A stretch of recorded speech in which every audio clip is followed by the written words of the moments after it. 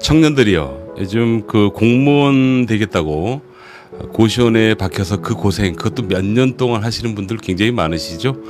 미래의 안정을 위해서 여러분들 공부 열심히 할 겁니다. 앞으로 열심히 계속 공부하시고요. 공무원만큼 미래가 보장되고 안정적인 직업이 있습니다. 그게 바로 물리치료사입니다. 이 물리치료사는 어떻게 하면 되는지에 대해서 질문을 하시는 분들이 꽤 많으세요. 그러니까 자제분들 때문에 그렇게 질문을 많이 하시는데, 물리치료사는 어떤 과정을 거쳐서 되는 건지, 취업은 잘 되는지, 또 연봉은 얼마인지, 또 분야는 어떻게 되는지, 또 미래 전망은 또 어떤지, 뭐 이런 것들을 현실적으로 좀 말씀을 드려보도록 하겠습니다. 참고로 저는 올해 32년 차네요. 정말 오래됐습니다.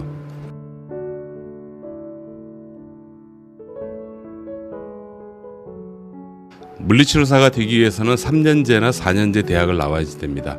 대학원도 있어요. 박사 과정까지 다 있고요.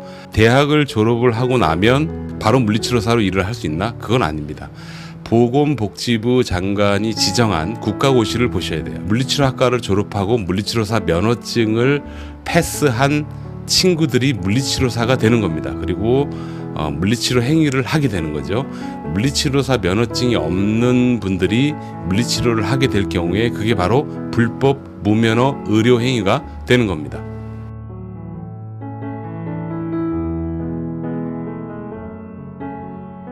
자, 취업에 대해서 좀 말씀을 좀 들어볼까요? 취업 잘 됩니다.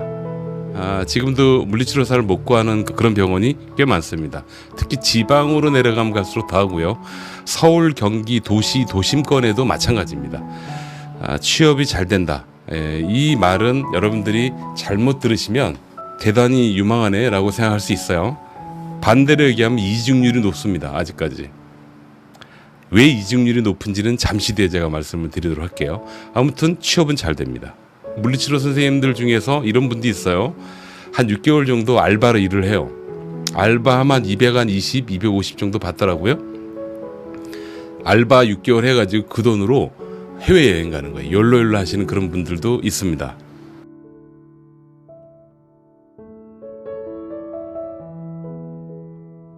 자, 전망에 대해서 한 말씀 들어볼까요? 제가 갓 임상에 나왔던 80년 후반, 90년 초반, 그때는 전망이 솔직히 좀 구렸어요. 그럴 수밖에 없었습니다. 왜냐하면 물리치료사가 단독으로 뭔가 할 수 있는 수준이 안 됐습니다. 이 솔직히 말씀드리는 거예요. 그래서 그때 당시에는 고용주인 전문의가 하라는 대로 해야지만 됐습니다. 그 정도로 좀 많이 떨어졌던 그런 분야이기도 해요. 근데 지금은 어마무지하게 많이 발전했습니다. 분야도 다양해졌고요. 어느 정도로 발전했냐면 옛날에는 전문의가 모르던 물리치료가 없었어요. 본래는 의사가 다 할 수 있는 일인데 업무가 많잖아요. 그래서 그 의사가 하는 업무 중에서 물리치료 분야만 물리치료사한테 맡긴 거였어요. 그래서 법적으로 보면 지도 처방이라고 써 있었습니다. 현재는 전혀 다릅니다. 그 정도로 발전했고 고유의 어떤 독자적인 그런 학문으로 지금 성장했다라는 점을 여러분들께 말씀드려요. 이건 대단히 중요한 겁니다.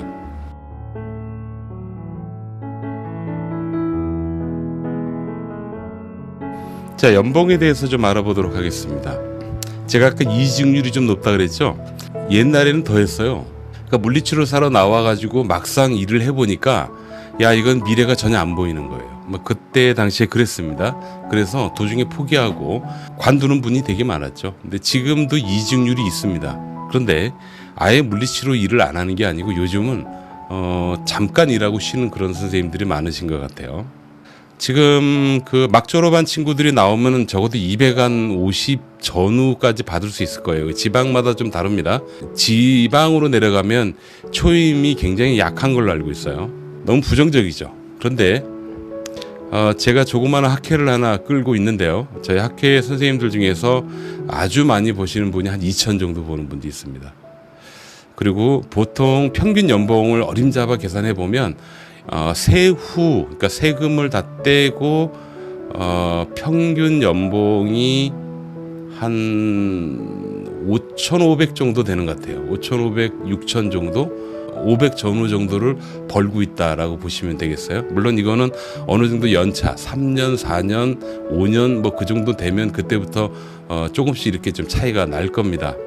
그럼 왜 이렇게 연봉 차이가 날까에 대해서 여러분들이 의구심을 가지실 건데요. 여러분, 이 분야는 의사 선생님하고 똑같아요.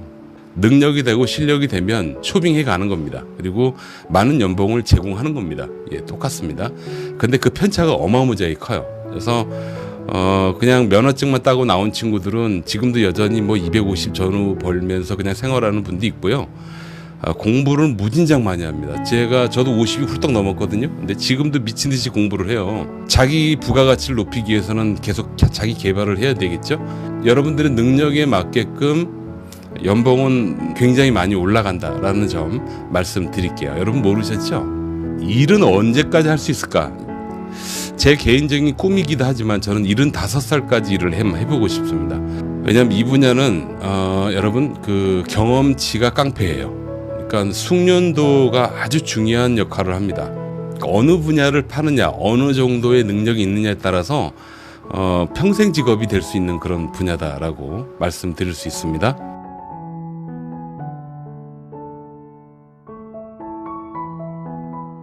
물리치료사는 어떤 환자를 주로 보는지에 대해 잠시 말씀드릴게요. 마비 환자.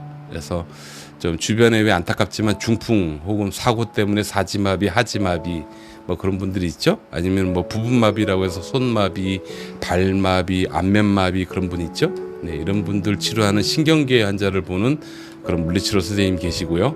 근골격계 질환을 치료하는 선생님도 계세요. 그게 이제 흔히 요즘 그 도수 치료가 유행하고 있잖아요.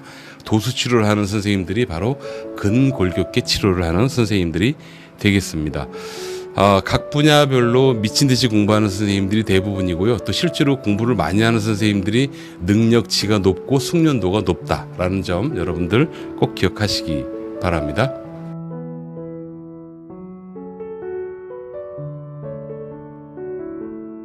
제가 서두에 말씀드린 것처럼 이제 32년 차 됐어요. 무수히 참 많은 어려움이 있었습니다. 근데 저는 이렇게 생각합니다. 어려운 분야는 어떤 분야나 다 있습니다. 매우 안정적인 직업이라는 것은 틀림없죠. 제가 벌써 30년 넘게 이 물리치료사로 몸담고 있습니다. 자, 청년 여러분, 그리고 고3 자녀를 둔 부모님들, 그리고 학생 여러분, 현실은 굉장히 냉정하고 정글입니다. 간단히 정리하자면 임금 차이가 어마어마하게 크게 나는 곳이 물리치료 계통이고요. 이직률이 높아요. 그런데 그 경쟁에서 이길 자신이 있다면 저는 물리치료사 추천합니다. 매우 안정적인 직업입니다. 근데 경쟁에서 이기는 방법은 딱 한 가지, 자기 개발을 꾸준히 해 나가는 사람, 그 사람은 반드시 성공합니다. 노력하는 자에게는 실망을 주지 않는 직업이 바로 물리치료사라는 직업이다라는 것을 말씀드립니다. 물리치료사는 고유 영역의 전문가입니다.